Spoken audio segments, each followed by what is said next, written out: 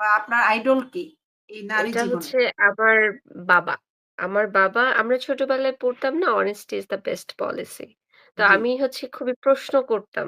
ছেলেবেলা থেকেই আমি বিশিষ্ট প্রশ্নবিদ। যা কিছুই হয় সবকিছু নিয়ে প্রশ্ন করি।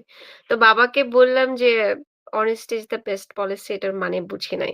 তো বাবা আমাকে বলেছে, "তুমি যত মানে তুমি যা কিছুই করো, সৎ থেকো। সৎ থাকলে তুমি সবকিছুতে জিতে আসবা।" তো আমি এ যাবৎ পর্যন্ত ওই বাক্যটাকে আমি আসলে ধারণ করেছি। শুধু পড়ি নাই। ওটাকে আমি আপনার ওন মতো করি। আমার বাবাও ঠিক একই কথা বলতো। কলমের জ্ঞান হচ্ছে সবচেয়ে বড় শক্তি। আর নিজের সততা হচ্ছে সবচেয়ে বড় মেরুদণ্ড। আপনার বাবার প্রতি আমার শ্রদ্ধা রইলো। এখন আপনার এই মুহূর্তে কিন্তু দেশের বিরুদ্ধে যারা ৭১ এ ছিল তাদের বিরুদ্ধে কঠোর অবস্থান আপনারা দেখতে পাচ্ছি। কিন্তু আমরা যখন কোটা আন্দোলনের সময় আপনাকে রাজপথে দেখেছি, সেই সময় আপনার অবস্থান আবার অন্যরকম ছিল। সেই সময় আপনার আসলে কোন চেতনা থেকে আপনি সে সময় রাজপথে ছিলেন বা কোটা আন্দোলনকে সমর্থন করেছিলেন? আপনার তখনকার চিন্তা ভাবনাটা একটু জানতে চাই। আচ্ছা তখন হচ্ছে আমি একজন মা। সবার আগে আমি একজন মা। আমি একজন নারী এবং আমি একজন মানুষ। আমার কাছে আমি তখন দেখতে পাচ্ছিলাম যে ছাত্ররা মারা যাচ্ছে। আর আমার বাচ্চা মানে আমি তখন আমরা সবাই তো নিউজ দেখতেছিলাম। তো হঠাৎ করে আমার মাইরিন আমার বড় মেয়েটা বলে উঠল যে, "মা আমিও তো স্টুডেন্ট। ওরা কি আমাকেও মেরে ফেলবে?" ওইটা আমাকে খুব টাচ করেছে যে, আরে তাই তো আমার বাচ্চাও তো স্টুডেন্ট।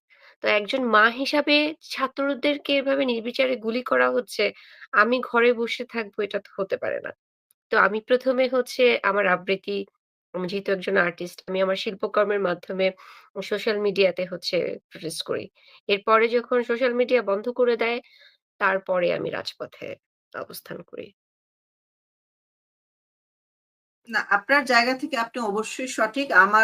আমারও চোখ দিয়ে পানি আসছে। আমি হয়তোবা রাজপথে যেতে পারিনি। ভয় পেয়েছি। মানে আমি বুঝতে পারিনি আসলে বিষয়টা কি হচ্ছে। এটা বুঝতে অনেক সময় লেগে গেছে। তো আপনার জায়গা থেকে আপনি যেটা ভেবেছেন মা হিসেবে মাতৃত্বের জায়গা থেকে এটা অত্যন্ত বাস্তবিক। কিন্তু ওই সময় যেই ইস্যুটাকে কেন্দ্র করে আন্দোলনটা হয়েছিল, তারাই কিন্তু এখন আবার বলছে যে এটা আসলে আমাদের মূল ইস্যু ছিল না। আমাদের মূল ইস্যু ছিল সরকার পতন করা। তো এই মুহূর্তে এসে আপনি কি ওই সময়ের জন্য এই মুহূর্তে মানে তারা তো বলছে ওটা meticulous ডিজাইন ছিল এবং তাদের ষড়যন্ত্রই ছিল সবকিছু। সেখানে তারা ভালো-মন্দ অনেক কিছুই করেছে যেগুলা স্বীকার করছে নিজেরাই। পুলিশ মারা, মেট্রো রেলে অগ্নিকাণ্ড করা, যে আবার সচিবালয়ে যে আগুন দেওয়া হয়েছে এগুলো নিয়ে কিন্তু তারাই মিডিয়াতে সাক্ষী প্রমাণ আচ্ছা দিচ্ছিল। মেটিকুলাস ডিজাইনটা কিন্তু বলেছে ১ম এ ডক্টর মোহাম্মদ ইউনুস। তারপরে হ্যাঁ, বলেছে মাহফুজ, উপদেষ্টা মাহফুজ। তো আসলে এটা কি মেটিকুলাস ডিজাইন ছিল কিনা সেটা আমি জানি না। তবে আমার দৃষ্টিতে মানে আমরা যারা অংশগ্রহণ করেছি, আমি যেমন আর্টিস্টদেরকে সংগঠিত করেছি। আ আমি যেমন ধানমন্ডিটাকে কভার করেছি। নারীদেরকে সংগঠিত করেছি। যারা আমার ইনটেনশন ছিল যে যারা হচ্ছে আ ফেস ভ্যালু আছে যাদেরকে হ্যাঁ, জনগণ চেনে তাদেরকে সামনে রাখি। তারা ২ টা কথা বলুক।